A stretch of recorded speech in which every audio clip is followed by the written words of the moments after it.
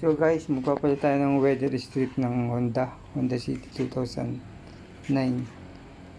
Nabili ko sa Shopee to. DIY lang tayo. Madali lang magpalit nito.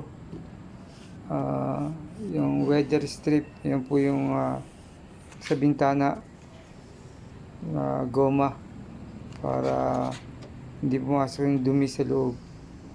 So guys, ito itutulak nyo patras.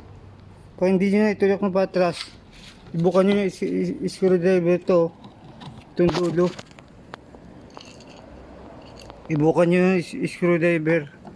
Yan, pag nabukan nyo yan, matatanggal na siya sa sabit dito. So pag natanggal nyo yan, madali lang bunutin. Yan, ganito lang yan.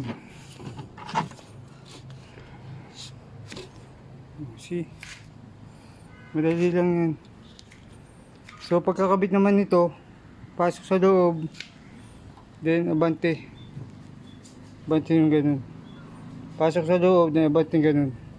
Pagtanggal, tulak nyo lang. Kung matutulak nyo, pag hindi, ibukan nyo yung screwdriver yung dulo para lumibilis siya dito. So ganun lang kadali magpalit ng ganito.